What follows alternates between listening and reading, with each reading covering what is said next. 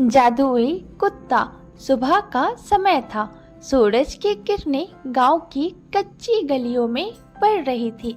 गांव के बच्चे खेल रहे थे। महिलाएं कुएं से पानी भर रही थी और उसी भीड़ से अलग एक गरीब लड़का रघु एक झोपड़ी के बाहर अपने छोटे से कुत्ते मोंटू के साथ बैठा था। चेहरे पर एक सच्ची मुस्कान थी। उसके पास दुनिया में बस एक ही साथी था, उसका कुत्ता मोटू।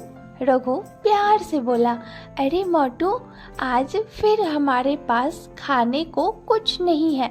कल की रोटी भी सूख गई है, तू खाएगा? मोंटू भौंकता हुआ पूंछ हिलाकर बोला, भौ भौ, जैसे कह रहा हो तू खा ले, मैं नहीं। रघु हंसते हुए बोला, अरे तुझसे बड़ा दिल वाला कोई नहीं रे। चल चल, खेतों में काम करते हैं। दोनों खेतों की ओर निकल पड़े। रास्ते में लोग उन्हें देखते और मुस्कुराते। गांव वाली चाची बोली, अरे रघु बेटा, तू हर रोज इस कुत्ते को लेकर काम पर जाता है? रघु बोला, हाँ चाची, ये भी तो मेरा परिवार है। गांव वाली चाची हंसते हुए बोली, अरे भगवान तेरा भला करे बेटा, ऐसे सच्चे लोग अब कम बचे हैं। रघु दिन भर मजदूरी करता और शाम को जो भी मिलता वो मोटू के साथ बांट कर खाता। उसके पास धन नहीं था, लेकिन एक सच्ची दोस्ती थी जो सोने से भी कीमती थी। एक दिन गांव में बारिश नहीं हुई, काम ठप पड़ गया। रघु के पास खाने के लिए कुछ नहीं था। उसने सोचा कि चलो जंगल से लकड़ियां काट लाता हूँ और बाजार में बेच दूंगा। वो कुल्हाड़ी लेकर निकल पड़ा और मोंटू उसके पीछे पीछे। जंगल घना था, हवा में अजीब सी ठंडक थी। अचानक झाड़ियों के पीछे से कहराने की आवाज आई, बचाओ, कोई है क्या? रघु डरते हुए बोला, कौन है वहाँ? वो धीरे धीरे पास गया। देखा एक बूढ़ा साधु पेड़ के नीचे घायल पड़ा है। उसके पैर से खून निकल रहा था। रघु बोला, अरे बाबा, आपको क्या हुआ?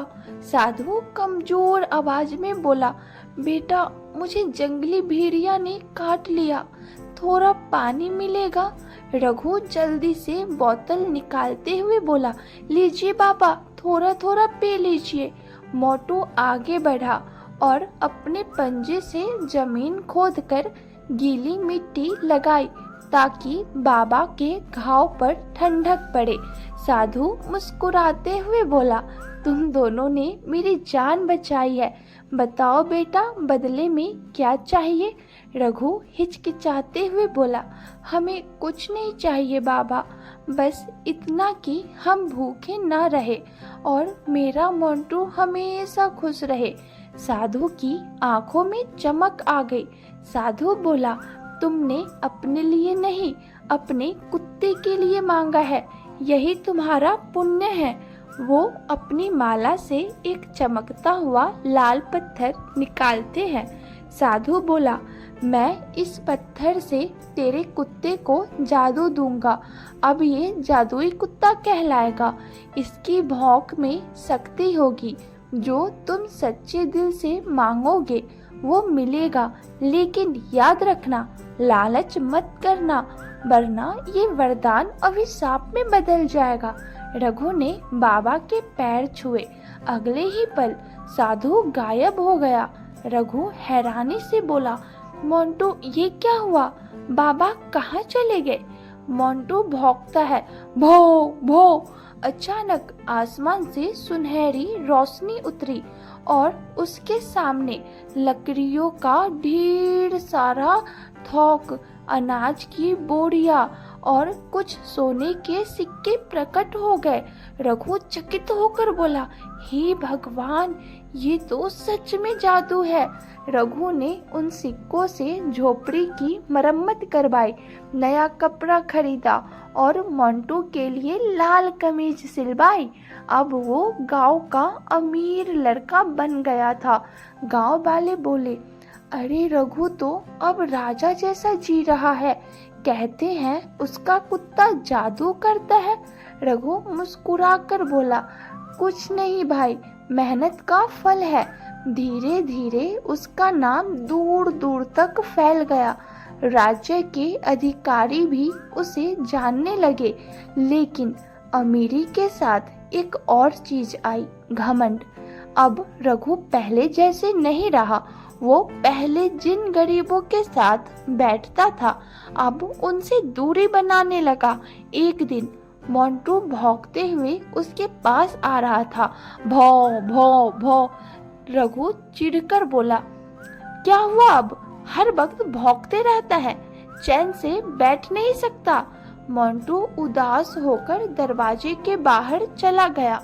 एक दिन खबर आई कि राजा पूरे राज्य का सबसे अमीर आदमी को चुनने कर राज्य को साक्षर बनाएगा। रघु स्वयं से बोला, अगर मैं सबसे अमीर बन जाऊं तो मेरा नाम भी राजमहल में लिखा जाएगा।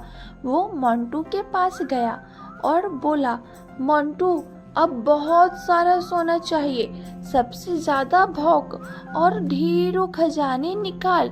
मोंटू धीरे से भौंका, भौ भौ। जमीन कांपती है, ढेरों सोने से ढेर निकलती है, लेकिन कुछ पल में वो काले पड़ जाते हैं और मिट्टी में बदल जाते हैं। रघु गुस्से में बोला, अरे ये क्या कर दिया तूने? तू निकम्मा हो गया है क्या? वो मोंटू पर पत्थर फेंक देता है। मोंटू चिल्लाता है और रोते हुए जंगल की ओर भाग जाता है। रात को रघु के घर में अजीब आवाज आने लगी। बर्तन अपने आप गिरने लगे, सोना धूल में बदल गया और दीवार पर लिखा आया, जादू सिर्फ नेक दिल वालों के लिए होता है। रघु डर गया। वो भागकर जंगल पहुंचा। बारिश हो रही थी। वो चिल्ला रहा था, मोंटू कहाँ है तू? मैं गलत था, वापस आजा मेरे दोस्त। अंत में उसने देखा, मोंटू पेड़ के नीचे पड़ा था, ठंड से कांप रहा था, उसकी सांसें कमजोर थी।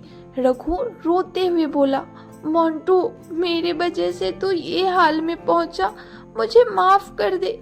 देख तेरा दोस्त हो ना, उठ जा मोंटू। मोंटू धीरे से बोला, भौ भौ भौ। वो पूंछ हिलाता है और शांत हो जाता है। रघु बोला, नहीं मोंटू, मुझे छोड़कर मत जा। रघु जोर जोर से रोने लगा।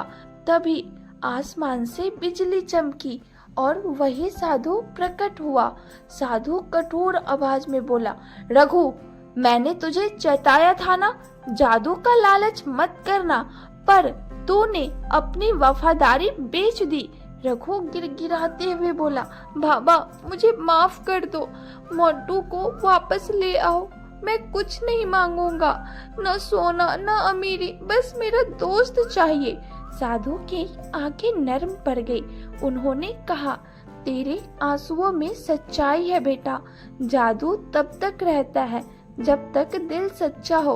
अब तेरा दोस्त लौटेगा, लेकिन अब वो जादुई नहीं, सच्चे प्यार से भरा रहेगा। साधु अपने हाथ से हवा में मंत्र बोलते हैं। रोशनी का गोला मोंटू के शरीर पर पड़ता है। मोंटू धीरे धीरे उठता है, अपनी पूंछ हिलाता है और रघु की गोद में कूद जाता है। रघु रोते हंसते हुए बोला, मोंटू तू जिंदा है, तू वापस आ गया, मैं अब कभी नहीं तुझे छोड़ूंगा। साधु मुस्कुराकर बोला, याद रखना रघु, जादू दिल में होता है, चीजों में नहीं। और साधु गायब हो जाते हैं। अब रघु पहले जैसे नहीं रहा। उसने सारे पैसे गांव वालों में बांट दिए। उसने स्कूल के लिए जमीन दी, बच्चों को खिलौने और खाना दिया। गांव वाले बोले, रघु बदल गया है, अब तो ये सच में बड़ा आदमी है दिल से। रघु मुस्कुराते हुए बोला, मोंटू ने सिखाया है मुझे, अमीरी पैसों से नहीं प्यार से होती है। अब मोंटू गांव का हीरो बन गया। बच्चे उसे देखकर खिलखिलाते और बोलते, देखो जादुई मोंटू आ गया। रघु बोलता, नहीं बच्चों, अब ये जादू नहीं करता, लेकिन इसका प्यार ही असली जादू है। रात को रघु झोपड़ी के बाहर बैठा था। आसमान में चांद था और मोंटू उसकी गोद में सिर लगकर सो रहा था। रघु धीरे से बोला, तूने मुझे सिखाया कि अमीरी दिल में होती है, धन आता जाता है, पर सच्चा दोस्त हमेशा साथ रहता है। और यूं ही उस गांव में जादुई कुत्ता की कहानी अब भी सुनाई जाती है। एक ऐसी कहानी जो सिखाती है कि सच्चा जादू प्यार, वफादारी और सच्चाई में बसता है। अगर आपको जादुई कुत्ता की कहानी, भावनात्मक कहानी पसंद आई तो वीडियो को लाइक करें, चैनल सीक्रेट कहानियाँ को सब्सक्राइब करें और कमेंट में लिखें, क्या आपने कभी किसी ऐसे दोस्त को खोया है जो वफादारी में सबसे आगे था। तब तक के लिए अलविदा। हम फिर मिलेंगे कुछ नए और अनोखे अंदाज में। धन्यवाद।